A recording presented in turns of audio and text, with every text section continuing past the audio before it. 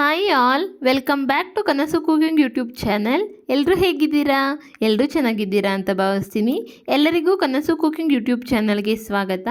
ಬನ್ನಿ ಇವತ್ತು ಬೆಂಡೆಕಾಯಿ ಹುಳಿನ ಹೇಗೆ ಮಾಡೋದು ಅಂತ ನೋಡೋಣ. ಅದರಲ್ಲೂ ನಮ್ಮ ಹಳ್ಳಿ ಸ್ಟೈಲಲ್ಲಿ ಬೆಂಡೆಕಾಯಿ ಹುಳಿನ ಹೇಗೆ ಮಾಡೋದು ಅಂತ ನೋಡೋಣ. ಮೊದಲಿಗೆ ನಾನಿಲ್ಲಿ ಒಂದು ಪ್ಯಾನ ಕಾಯೋದಕ್ಕೆ ಇಟ್ಟಿದ್ದೀನಿ. ನಂತರ ಒಂದು ಅರ್ಧ ಕೆ.ಜಿ ಆಗುವಷ್ಟು ಬೆಂಡೆಕಾಯಿನ ತೊಗೊಂಡಿದ್ದೀನಿ. ಈ ರೀತಿ ಸಣ್ಣ ಸಣ್ಣದಾಗಿ ಕಟ್ ಮಾಡ್ಕೊಂಡು ತೊಗೊಂಡಿದ್ದೀನಿ. ಇದನ್ನ ಚೆನ್ನಾಗಿ ಹುರ್ಕೋಬೇಕಾಗತ್ತೆ. ಪ್ಯಾನ್ ಕಾದ ನಂತರ ಬೆಂಡೆಕಾಯಿನ ಸೇರಿಸ್ಕೊಂಡು ಎಣ್ಣೆ ಏನು ಸೇರಿಸ್ಕೊಳ್ಳೋದಕ್ಕೆ ಹೋಗಬೇಡಿ. ಹಾಗೆಯೇ ಒಂದು ಮೀಡಿಯಮ್ ಫ್ಲೇಮಲ್ಲಿ ಇದನ್ನ ಚೆನ್ನಾಗಿ ಹುರ್ಕೋಬೇಕಾಗತ್ತೆ. ಬ್ರೌನ್ ಕಲರ್ ಬರಬೇಕು ಬೆಂಡೆಕಾಯಿ, ಅಲ್ಲಿವರೆಗೂ ಚೆನ್ನಾಗಿ ಹುರ್ಕೋಬೇಕು. ನೋಡಿ, ಲೋಳೆ ಎಲ್ಲ ಚೆನ್ನಾಗಿ ಬಿಟ್ಕೋತಿದೆ, ನೋಡ್ತಿದ್ದೀರಲ್ವ ನೀವು. ಈ ರೀತಿ ಉರಿತಾ ಚೆನ್ನಾಗಿ ಲೋಳೆ ಎಲ್ಲ ಬಿಟ್ಕೊಂಡ್ಬಿಡುತ್ತೆ. ಈ ರೀತಿ ನಾವು ಲೋಳೆ ಎಲ್ಲ ಮುಂಚೆನೇ ತಗೊಂಡ್ರೆ ಸಾಂಬಾರು ಮಾಡುವಾಗ ಈಸಿ ಮತ್ತು ಟೇಸ್ಟು ತುಂಬ ಚೆನ್ನಾಗಾಗತ್ತೆ. ನೋಡಿ, ಲೋಳೆ ಎಲ್ಲ ಕಡಿಮೆ ಆಗ್ತಾ ಬರ್ತಿದೆ. ಬಾಣಲಿ ತಳನೂ ಅಷ್ಟೇ ಕಪ್ಪುಗಾಗ್ತಾ ಬರ್ತಿದೆ, ಮತ್ತು ಇದು ಬೆಂಡೆಕಾಯಿನೂ ಅಷ್ಟೇ ಎಲ್ಲ ಬ್ರೌನಿಶ್ ಆಗಿ ಟರ್ನ್ ಆಗ್ತಿದೆ. ನೋಡಿ ಬಾಣಲಿ ತಳೆ ಎಲ್ಲ ಯಾವ ರೀತಿ ಆಗಿದೆ ಅಂತ ನಿಮಗೆ ತೋರಿಸ್ತೀನಿ. ನಾವು ನೀಟಾಗಿ ಹುರ್ಕೊಂಡ್ರೆ ಈ ರೀತಿ ಬಾಣಲಿ ತಳೆ ಎಲ್ಲ ಕಪ್ಪು ಆಗುತ್ತೆ, ಮತ್ತು ಬೆಂಡೆಕಾಯಲ್ಲಿರೋವಂಥ ಲೋಳಿ ಅಂಶ ಎಲ್ಲ ಪೂರ್ತಿ ಕಡಿಮೆ ಆಗಿಬಿಡತ್ತೆ. ಅದನ್ನ ಸೈಡ್ಗೆ ಎತ್ತಿಟ್ಕೊಳ್ಳೋಣ. ನಂತರ ಸಾಂಬಾರು ಮಾಡಲಿಕ್ಕೆ ಒಂದು ಪಾತ್ರೆ ಇಟ್ಕೊಂಡಿದ್ನಿ. ನಂತರ 2 ಟೇಬಲ್ ಸ್ಪೂನ್ ಆಗುವಷ್ಟು ಅಡುಗೆ ಎಣ್ಣೆ, ಸಾಸಿವೆ ಸಿಡಿದ ನಂತರ ಬೆಳ್ಳುಳ್ಳಿನ ಸೇರಿಸ್ಕೊಳ್ಳೋಣ. ಬೆಳ್ಳುಳ್ಳಿ ಸ್ವಲ್ಪ ಜಾಸ್ತಿನೇ ಸೇರಿಸ್ಕೊಳ್ಳಿ, ಬೆಂಡೆಕಾಯಿ ಹುಳಿಗೆ ತುಂಬ ಚೆನ್ನಾಗಿರುತ್ತೆ. ನಂತರ ಒಂದು 6ರಿಂದ 7 ಹಸಿಮೆಣ್ಸಿನ್ಕಾಯಿನ ಈ ರೀತಿ ಉದ್ದುದ್ದಾಗಿ ಸೀಳ್ಕೊಂಡು ಸೇರಿಸ್ಕೊತಾ ಇದ್ನಿ. ಬೆಂಡೆಕಾಯಿ ಹುಳಿಗೆ ಹಸಿಮೆಣ್ಸಿನ್ಕಾಯಿ ಆಗೋದ್ರಿಂದ ಟೇಸ್ಟ್ ತುಂಬ ಚೆನ್ನಾಗಿರುತ್ತೆ, ಮಿಸ್ ಮಾಡೋದಕ್ಕೆ ಹೋಗಬೇಡಿ. ನಂತರ 2 ಮೀಡಿಯಮ್ ಗಾತ್ರದ ಈರುಳ್ಳಿನ ಸ್ಲೈಸಾಗಿ ಕಟ್ ಮಾಡ್ಕೊಂಡು ಸೇರಿಸ್ಕೊತಾ ಇದ್ನಿ. ಈರುಳ್ಳಿ ಬಣ್ಣ ಚೇಂಜ್ ಆಗೋವರೆಗೂ ನೀಟಾಗಿ ಫ್ರೈ ಮಾಡ್ಕೋಬೇಕಾಗತ್ತೆ. ಈ ಬೆಂಡೆಕಾಯಿ ಹುಳಿ ಚಪಾತಿ ಜೊತೆ, ಬಿಸಿ ಬಿಸಿ ಮುದ್ದೆ ಜೊತೆ, ರೊಟ್ಟಿ ಜೊತೆ, ದೋಸೆ, ಪೂರಿ ಎಲ್ಲದಕ್ಕೂ ತುಂಬ ಚೆನ್ನಾಗಿರುತ್ತೆ. ಒಂದ್ಸಲ ಟ್ರೈ ಮಾಡಿ. ನೋಡಿ, ಈರುಳ್ಳಿ ಸ್ವಲ್ಪ ಕಲರ್ ಚೇಂಜ್ ಆಗಿದೆ. ನಂತರ ನಾನಿಲ್ಲಿ ಹಸಿ ಕರ್ಬೇವಿನ ಸೊಪ್ಪನ್ನ ಸೇರಿಸ್ಕೊತಾ ಇದ್ದೀನಿ. ಆದಷ್ಟು ಹಸಿ ಕರ್ಬೇವಿನ ಸೊಪ್ಪಿದ್ರೆ ಹಸಿ ಕರ್ಬೇವಿನ ಸೊಪ್ಪನ್ನ ಉಪಯೋಗಿಸಿ, ಟೇಸ್ಟ್ ತುಂಬ ಚೆನ್ನಾಗಿರುತ್ತೆ. ಆ ಫ್ಲೇವರ್ ಎಲ್ಲ ತುಂಬ ಚೆನ್ನಾಗಿರುತ್ತೆ. ನೋಡಿ, ಈರುಳ್ಳಿ ಕಲರ್ ಚೇಂಜ್ ಆಗಿದೆ. ನಂತರ ಒಂದು ಮೀಡಿಯಮ್ ಗಾತ್ರದ 3 ಟೊಮೆಟೊನ ಸಣ್ಣದಾಗಿ ಕಟ್ ಮಾಡ್ಕೊಂಡು ಸೇರಿಸ್ಕೊತಾ ಇದ್ದೀನಿ. ಬೆಂಡೆಕಾಯಿ ಹುಳಿಗೆ ಸ್ವಲ್ಪ ಟೊಮೆಟೊ ಜಾಸ್ತಿನೇ ಹಾಕ್ಕೋಬೇಕು, ಹುಳಿಯಾಗಿ ತುಂಬ ಚೆನ್ನಾಗಿರುತ್ತೆ. ಟೊಮೆಟೊ ಸಾಫ್ಟ್ ಆಗಲಿ ಅಂತ ಸ್ವಲ್ಪ ಉಪ್ಪನ್ನ ಸೇರಿಸ್ತಾ ಇದ್ದೀನಿ. ಟೊಮೆಟೊ ಸಾಫ್ಟ್ ಆಗೋವರೆಗೂ ಇದನ್ನ ಚೆನ್ನಾಗಿ ಫ್ರೈ ಮಾಡ್ಕೋಬೇಕಾಗತ್ತೆ.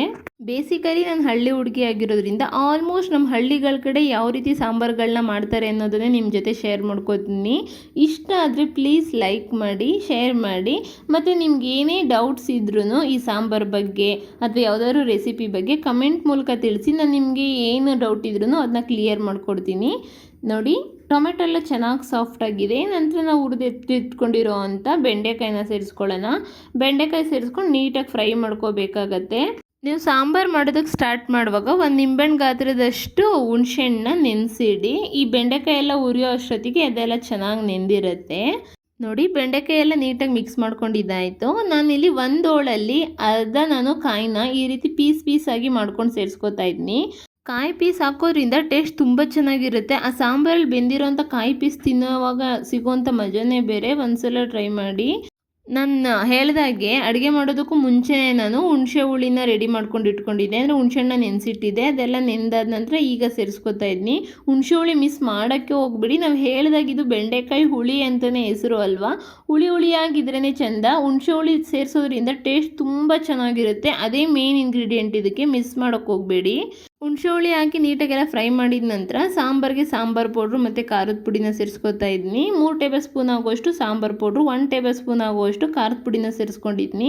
ಇದೆಲ್ಲ ನೀಟಾಗಿ ಫ್ರೈ ಮಾಡ್ಕೊಳ್ಳೋಣ. ಖಾರದ ಪುಡಿ ನೋಡ್ಕೊಂಡೇ ಸೇರಿಸ್ಕೊಳ್ಳಿ, ಯಾಕಂದರೆ ನಾವು ಆಲ್ರೆಡಿ ಹಸಿಮೆಣ್ಸಿನ್ಕಾಯಿ ಉಪಯೋಗಿಸಿದ್ದೀವಿ ಅಡುಗೆಗೆ.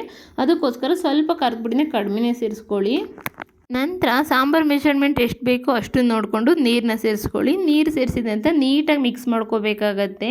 ಪುಡಿ ಎಲ್ಲ ಬೆಂಡೆಕಾಯಿ ಜೊತೆ ಹಾಗೆ ಇರುತ್ತೆ, ಅದಕ್ಕೋಸ್ಕರ ನೀಟಾಗೆಲ್ಲ ಮಿಕ್ಸ್ ಮಾಡ್ಕೋಬೇಕಾಗತ್ತೆ. ಇದನ್ನ ಸ್ವಲ್ಪ ತೆಳುವಾಗೇ ಮಾಡ್ಕೊಳ್ಳಿ ಸಾಂಬಾರನ್ನ, ಯಾಕಂದರೆ ನಾವು ಕುಕ್ಕರ್ ಲಿಡ್ ಕ್ಲೋಸ್ ಮಾಡೋದಿಲ್ಲ ಅಲ್ವಾ, ಬೇಯ್ತಾ ತಿಕ್ನೆಸ್ ಇನ್ನೂ ಜಾಸ್ತಿ ಆಗುತ್ತೆ. ಅದಕ್ಕೋಸ್ಕರ ಸಾಂಬಾರು ಸ್ವಲ್ಪ ತೆಳುವಾಗೇ ಮಾಡ್ಕೊಳ್ಳಿ. ನೋಡಿ, ನಾನು ತೋರಿಸ್ತಾ ಇದ್ದೀನಲ್ಲ, ಈ ಕನ್ಸಿಸ್ಟೆನ್ಸಿಗೆ ಸಾಂಬಾರನ್ನ ಮಾಡಿಕೊಂಡ್ರೆ ಸಾಕಾಗುತ್ತೆ. ಬೇಯ್ತಾ ಇನ್ನೂ ತಿಕ್ನೆಸ್ ಜಾಸ್ತಿ ಆಗುತ್ತೆ. ಅದಕ್ಕೋಸ್ಕರ ನಾನು ತೋರಿಸ್ತಿರೋಂಥ ಮೆಷರ್ಮೆಂಟಲ್ಲಿ ಸಾಂಬಾರನ್ನ ಮಾಡ್ಕೊಳ್ಳಿ. ನಂತರ ಒಂದು 3 ಗುಂಡು ಬದನೆಕಾಯಿನ ಅಂದರೆ ಒಂದು ಮೀಡಿಯಮ್ಗಾದ್ರದ್ದು 3 ಗುಂಡು ಬದನೆಕಾಯಿನ ಈ ರೀತಿ ಕಟ್ ಮಾಡ್ಕೊಂಡು ಸೇರಿಸ್ಕೊತಾ ಇದ್ದೀನಿ. ರುಚಿಗೆ ತಕ್ಕಷ್ಟು ಉಪ್ಪನ್ನ ಸೇರಿಸ್ಕೊಳ್ಳೋಣ. ನಂತರ ಸ್ವಲ್ಪ ಕಾಯಿ ತುರಿನ ಸೇರಿಸ್ಕೊಳ್ಳೋಣ. ಆಲ್ರೆಡಿ ನಾವು ಕಾಯಿ ಪೀಸ್ನ ಹಾಕಿರೋದ್ರಿಂದ ಕಾಯಿ ತುರಿನ ಸ್ವಲ್ಪ ಕಡಿಮೆನೇ ಸೇರಿಸ್ಕೊಳ್ಳಿ. ಈ ಥರ ತುರಿದ್ಬಿಟ್ಟು ಸೇರಿಸೋದ್ರಿಂದ ಟೇಸ್ಟ್ ತುಂಬ ಚೆನ್ನಾಗಿರುತ್ತೆ. ನೀವು ಗಮನಿಸಿರ್ಬೋದು, ನಾನು ಯಾವುದೇ ರೀತಿ ರುಬ್ಬಿರೋಂಥ ಮಸಾಲೆನ ಈ ಬೆಂಡೆಕಾಯಿ ಹುಳಿಗೆ ಬಳಸಿಲ್ಲ. ಹೀಗೇ ಮಾಡಿ ಟೇಸ್ಟ್ ತುಂಬ ಚೆನ್ನಾಗಿರುತ್ತೆ. ನಾಟಿ ಸ್ಟೈಲಲ್ಲಿ ಕೂಡ ಸಾಂಬಾರಿರುತ್ತೆ. ಮತ್ತು ಬೆಂಡೆಕಾಯಿ ಹುಳಿಗೆ ಬದನೆಕಾಯಿ ಹಾಕೋದ್ರಿಂದ ಆ ಟೇಸ್ಟೇ ಡಿಫ್ರೆಂಟ್ ಆಗಿರುತ್ತೆ. ನಿಮಗೆ ಬೇಕು ಅಂತಂದರೆ ಈ ಟೈಮಲ್ಲಿ ಕಡಲೆಕಾಳು, ಒಣಗಿರೋವಂಥ ಕಡಲೆಕಾಳು ಬರುತ್ತೆ ಅಲ್ವಾ, ಆ ಕಡಲೆಕಾಳು ಅಥವಾ ಅಳಸಂಡೆ ಕಾಳು ಅಥವಾ ಅವರೆಕಾಳು ಯಾವುದನ್ನೇ ಆಗಲಿ ಹುರಿದ್ಬಿಟ್ಟು ಬೇಕು ಅಂತಂದರೆ ಸೇರಿಸ್ಕೋಬೋದು. ಇಲ್ಲ ಅಂತಂದರೆ ಏನು ಬೇಡ, ಸೇರಿಸ್ಕೊಂಡ್ರೂ ತುಂಬ ಚೆನ್ನಾಗಿರುತ್ತೆ. ನಾನೇನು ಇವತ್ತು ಕಡಲೆಕಾಳು ಅಥವಾ ಅವರೆಕಾಳು ಏನು ಹುರಿದು ಸೇರಿಸ್ಕೊಂಡಿಲ್ಲ, ಹಾಗೆ ಮಾಡ್ಕೊಂಡಿದ್ದೀನಿ. ನಿಮಗೆ ಬೇಕು ಅಂತಂದರೆ ಹೇಳಿ, ಆ ರೀತಿ ಕಡಲೆಕಾಳು ಅಥವಾ ಅವರೆಕಾಳು ಯಾವುದನ್ನಾದರೂ ಹುರಿದ್ಬಿಟ್ಟು ಸೇರಿಸುವಂಥ ಸಾಂಬಾರನ್ನು ಬೆಂಡೆಕಾಯಿ ಹುಳಿನೂ ನಿಮಗೆ ತೋರಿಸ್ಕೊಡ್ತೀನಿ. ನೋಡಿ, ಸಾಂಬಾರೆಲ್ಲ ಚೆನ್ನಾಗಿ ಬೆಂದಿದೆ. ಲಾಸ್ಟಲ್ಲಿ ಒಂದು ಇಡಿ ಆಗೋಷ್ಟು ಕೊತ್ತಂಬರಿ ಸೊಪ್ಪನ್ನ ಉದುರಿಸ್ಬಿಟ್ಟು ನೀಟಾಗಿ ಮಿಕ್ಸ್ ಮಾಡ್ಕೊಂಬಿಟ್ರೆ ಬೆಂಡೆಕಾಯಿ ಹುಳಿ ರೆಡಿನೇ ಆಗೋಗುತ್ತೆ. ಇದನ್ನೇನು ಜಾಸ್ತಿ ಹೊತ್ತೇನು ಬೇಯಿಸುವಂಥ ಅವಶ್ಯಕತೆ ಇರೋದಿಲ್ಲ, ಯಾಕಂದರೆ ಆಲ್ರೆಡಿ ಬೆಂಡೆಕಾಯಿ ಎಲ್ಲ ಫ್ರೈ ಆಗಿರುತ್ತಲ್ವ, ಅದಕ್ಕೋಸ್ಕರ ಒಂದು 10 ನಿಮಿಷ ಇದನ್ನ ನೀಟಾಗಿ ಕುದಿಸ್ಕೊಂಬಿಟ್ರೆ ಸಾಕು, ಸಾಂಬಾರು ರೆಡಿ ಆಗೋಗ್ಬಿಡುತ್ತೆ. ನೋಡಿದ್ರಲ್ವ ಎಷ್ಟು ಸಿಂಪಲ್ಲಾಗಿ ನಾವು ನಮ್ಮ ಹಳ್ಳಿ ಸ್ಟೈಲಲ್ಲಿ ಬೆಂಡೆಕಾಯಿ ಹುಳಿನ ಮಾಡ್ಕೋಬೋದು ಅಂತ. ಹಾಗಾದರೆ ಈ ರೆಸಿಪಿ ನಿಮ್ಗೆ ಇಷ್ಟ ಆಗಿದ್ರೆ ಪ್ಲೀಸ್ ಲೈಕ್ ಮಾಡಿ. ರೆಸಿಪಿ ಟ್ರೈ ಮಾಡಿದ ನಂತರ ಕಮೆಂಟ್ ಮಾಡೋದು ಮರಿಬೇಡಿ ಹೇಗಿತ್ತು ಅಂತ. ಮತ್ತಷ್ಟು ಈಸಿ ರೆಸಿಪಿಗಾಗಿ ಕನಸು ಕುಕಿಂಗ್ ಯೂಟ್ಯೂಬ್ ಚಾನಲ್ಗೆ ಸಬ್ಸ್ಕ್ರೈಬ್ ಮಾಡಿ. Thank you for watching. Thank you all.